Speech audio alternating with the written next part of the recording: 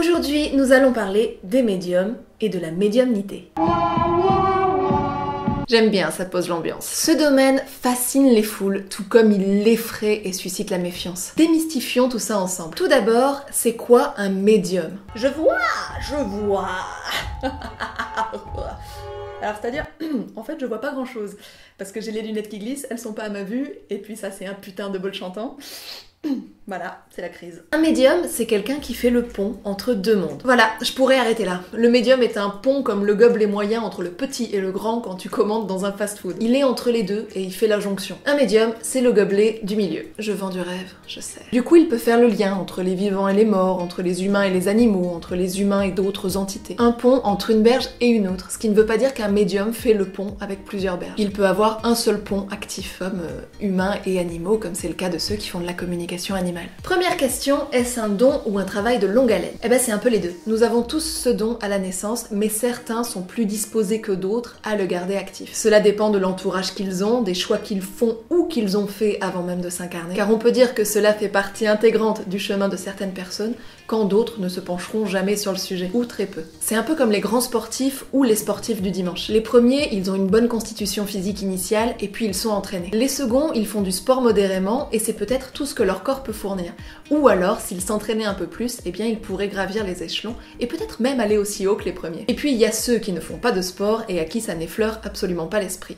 Ce qui a priori n'est pas ton cas aujourd'hui puisque tu regardes cette vidéo. Si on revient au sujet de la médiumnité. Le sport, c'est autre chose. Le travail, c'est surtout soit de ne pas fermer la porte, soit de la réouvrir si pour X ou Y raison, eh bien, on l'a poussé. Tout cela en gardant la maîtrise du canal sur lequel on se branche. On l'a vu, il y a plusieurs berges. Et il y a plusieurs interlocuteurs sur chacune de ces berges. En gros, la grande question, c'est avec qui ou avec quoi je fais la passerelle. Puis, une fois cette passerelle établie, la suite du travail, c'est de laisser être, de ne pas juger, de ne pas trier, de ne pas trop mentaliser en fait, pour permettre à l'échange de se créer et d'avoir lieu. Et pour un mental qui veut tout contrôler, c'est pas forcément une chose très évidente. La vérité, c'est que tu ne sais jamais si la connexion va s'établir ou non, ou si tu vas recevoir des infos et des réponses à tes questions, si tu en as. Et c'est important de pouvoir lâcher prise là-dessus, pour laisser être, encore une fois. Parce que la seule pression que l'on met à vouloir absolument obtenir une réponse suffit bien souvent à la tenir éloignée. L'idée, c'est d'être présent et de ne pas chercher à obtenir quoi que ce soit. Juste être là, avec l'intention de communiquer. Le plus gros du travail, en fait, il est là. C'est d'apprendre à laisser être,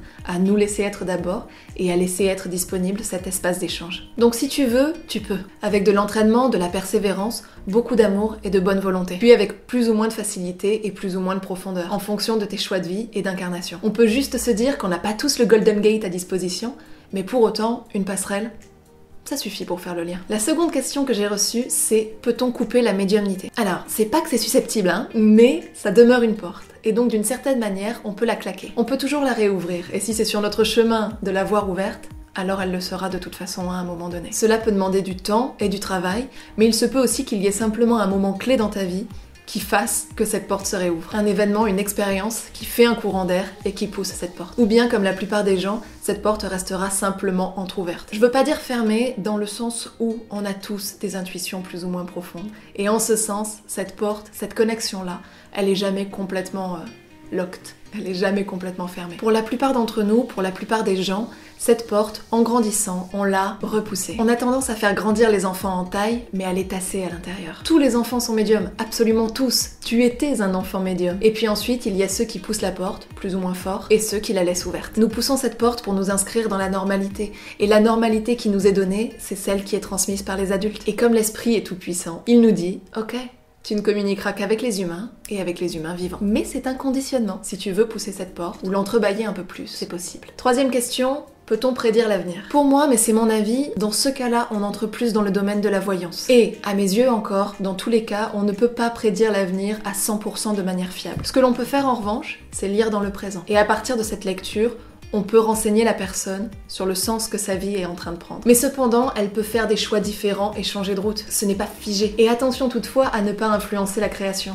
Une suggestion a un pouvoir immense. Et elle peut devenir réelle uniquement pour avoir été suggérée, crue et entretenue. En revanche, il y a des checkpoints. Alors moi j'appelle ça comme ça, mais ce sont tout simplement des croix sur notre parcours qu'on ne peut pas éviter, qui ont été placées là et qui font que, peu importe où on en est dans notre vie, lorsqu'on arrive à ces checkpoints, on vit ces checkpoints. Et la manière dont on les vit dépend directement de là où on en est sur notre parcours. Si on s'est éloigné du chemin principal, le retour peut être violent. Si on est plus au centre de notre chemin, l'impact est différent. Mais ce sont des moments clés que nous ne pouvons pas éviter, qui font partie de notre évolution, qui font partie de notre vie, et que nous vivrons, quoi qu'il en soit. Il y a un chemin principal, et même si nous gravitons parfois autour, nous y revenons toujours. Encore une question qui est: peut-on être médium occasionnellement? Eh bien la réponse est oui, tu peux recevoir un message et puis c'est tout. Comme je l'ai dit précédemment, en général notre porte elle n'est pas complètement fermée, ce qui veut dire qu'elle demeure entrouverte. Dans cette entrouverte, il y a parfois des informations qui passent. La plupart restent au stade inconscient, mais d'autres sont portées jusqu'à notre conscience. Et parfois, sur une ouverture particulière, dans un contexte particulier,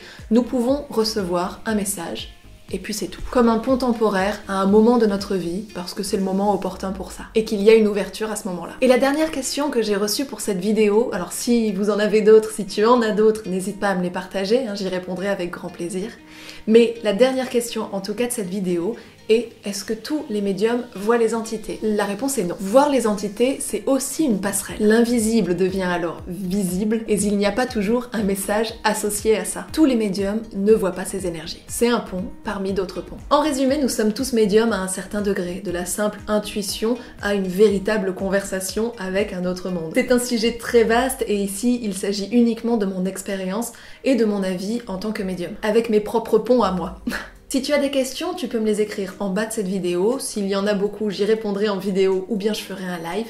Et s'il y en a seulement quelques-unes, j'y répondrai à l'écrit. Tu peux t'abonner à la chaîne, tu peux cocher la petite cloche pour être averti des prochaines vidéos. Si tu as d'autres sujets que tu aimerais me voir aborder, n'hésite pas. Je te dis à très bientôt, que ce soit sur YouTube ou sur Facebook. N'hésite pas à faire tourner, n'hésite pas à liker. Plus on est de fous, plus on rit, plus on partage, plus on apprend, plus on fait des apprentissages. Je t'envoie des bisous et je te dis à bientôt. Merci d'avoir regardé cette vidéo.